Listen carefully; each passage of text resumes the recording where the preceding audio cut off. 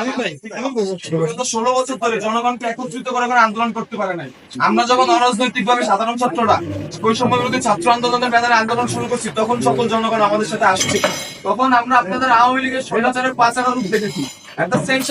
এখানে আবু সাইদের নাম নেওয়া নেই, এখানে বুদ্ধবের নাম না নেওয়া হয়, এখানে অন্য শহীদদের নাম না নেওয়া হয়। এখানে কিভাবে আপনারা মিটিং শুরু করতে পারেন? এখানে আমরা কোন দলের টাকার উপরে ভিত্তি করে আন্দোলন করি নাই। এখানে সাধারণ ছাত্ররা প্রতিদিন হেঁটে খেয়ে না খেয়ে কোন সিঙ্গারা বিস্কুটের লোভে না যে নিজেদের পায়ের মাথার ঘাম পায়ে ফেলে তারা আন্দোলন করে। এই একটানা 35 দিনেরও বেশি সময় ধরে আন্দোলন করে তারা আমরা আতঙ্কে পুলিশের উপর এই দেশটাকে আমরা ঠিক করতেছি।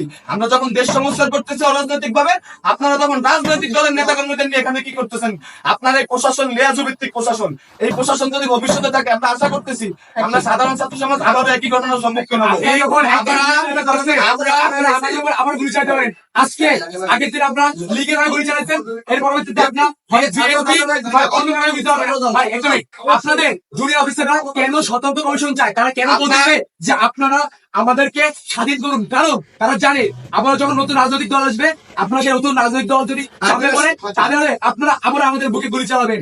আপনারা যে গুলি চালাবেন না, এর গ্যারান্টি কি আমাদের দিবেন? কোন ছাত্রের উপরে, কোন জনতার উপরে, নিরাপদ জনতার উপরে, কোন মিছিলের উপরে যে গুলি চলবে না, মিছিল মিটিং স্বাধীনভাবে হবে, এর কোন গ্যারান্টি আছে?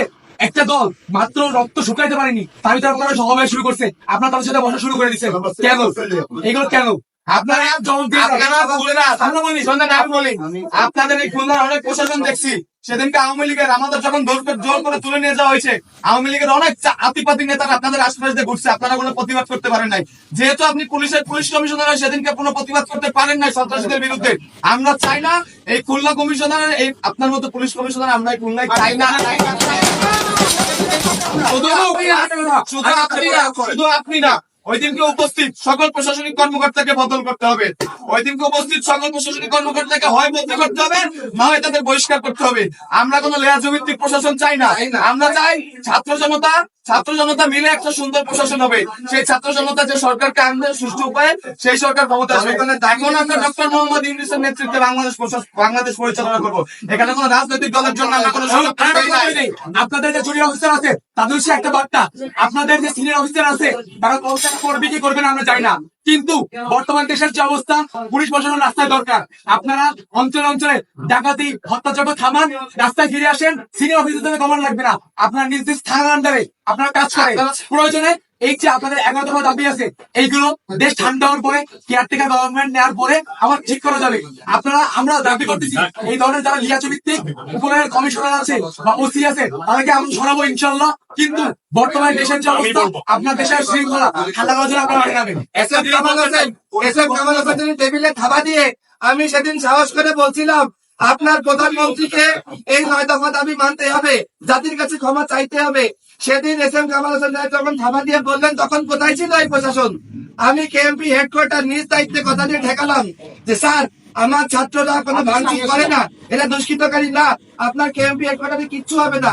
এই কথা দেওয়ার পর আমি যখন শান্তিপূর্ণ মিছিল দিয়ে ফেরত যাচ্ছিলাম, তখন কেন সেখানে দায়িত্বরত এপিবিএন এবং পুলিশ আমার উপর গুলি চালালো? স্যার, আমার শরীরে 11টা গুলি লেগেছে, 11টা গুলি লেগেছে স্যার, 11টা গুলি, 11টা গুলি, এখানে 11টা গুলি লেগেছে।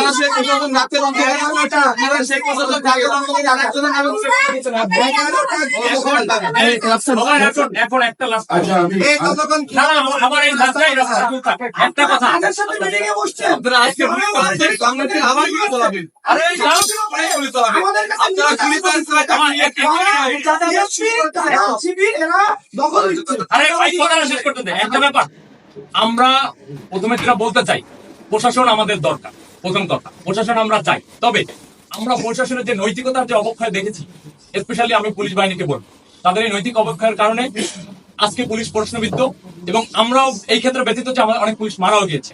বাট তাদের এই নৈতিকতা যদি থাকতো, তাহলে আজকের এই সিচুয়েশন দেখা লাগতো না। তবে আমরা কোন রাজনৈতিক দলকে এখানে প্রমোট করার জন্য আমরা ছাত্র সমাজ এখানেও আসিনি এবং সারা বাংলাদেশে আছেন। আমরা নিরপেক্ষতার ভিত্তিতে আমরা এই সরকার গঠন করতে চাই, এবং পুলিশ বাহিনীকে আমরা বলবো যে আপনারা যেই ধরনের নেতৃত্ব দরকার বা যে নৈতিকতা থাকা দরকার, সেইটার ভিত্তিতে আগামী দিনে কাজ করবেন। আমরা অবশ্যই প্রশাসনকে চাই, প্রশাসনকে আমরা তো কোনোভাবেই ধিক্কার বা লেয়াজভিত্তিক প্রশাসনকে ধিক্কার জানাই। একটা সেম টাইম আমরা চাই যে প্রশাসনিক কয়েকজন কর্মকর্তার জন্য যে পুরো ডিপার্টমেন্টকে বরখাস্ত করতে হবে, ডিপার্টমেন্টকে আমরা নিন্দা জানাবো সেটা না। আমাদের অবশ্যই প্রশাসন দরকার আছে। প্রশাসন না থাকলে বিশৃঙ্খলা বাড়বে, এটা আমরা সবাই জানি। আমরা ছাত্ররা তো আর এই মাঠের দায়িত্ব নেব না, আমাদের পড়াশোনা আছে। তবে এই লিয়াজভিত্তিক প্রশাসন আমরা কখনোই চাই না, এবং এই বাংলার ছাত্র সমাজ কোনোদিন মেনে নেবে না। আজকে আপনারা যদি রাজনৈতিক নেতাদেরকে ইনভাইট করতেন, তাহলে আমাদের কেন রাখছেন? আমরা তখন রাজনৈতিক নেতার মানে আন্ডারে আমরা কোনো আন্দোলন করিনি। এই আন্দোলন করার আন্দোলন তো রাজনীতি হচ্ছে। আমরা যেটা চাইবো যে খুলনা শহর যে আমার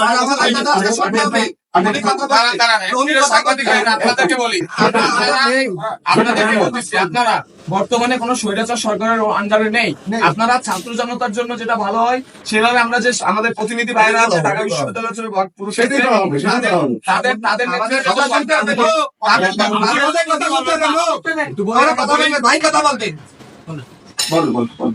তাদের নেতৃত্বে আজকে রাত 8টায় যে শপথ বাক্য পাঠ করবে ডক্টর মোহাম্মদ ইউনূস, আপনারা তাকে সাপোর্ট দিবেন এবং আপনারা ছাত্র জনতাকে সর্বোচ্চ সহযোগিতা করবেন।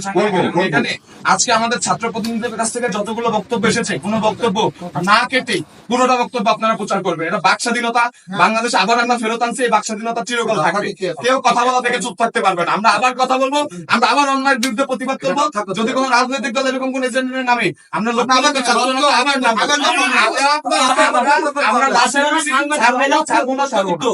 আমরা বলি আমাদের দেশে আর কোন ধরনের কোন ঘুষ, দুর্নীতি, লিয়াজু, সিন্ডিকেট, বাজার সিন্ডিকেট, ওষুধ সিন্ডিকেট, ছাত্র সিন্ডিকেট, মাদক, অরাজকতা, গুন্ডামি, চাঁদাবাজি, নৈরাজ্য, সন্ত্রাস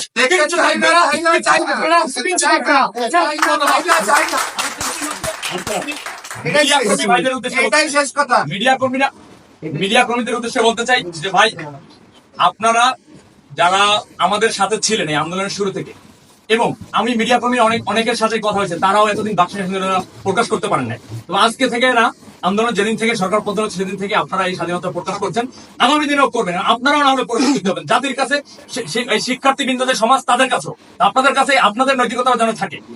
কোন বাহিনীকে প্রতিটা মানুষই হচ্ছে যদি অন্যায় করে তারা প্রশ্নবিদ্ধ হন। এটাই আমার একটা কথা, আমরা এখনো কাজে গেলে এখনো আমাদেরকে অনেকে বাদ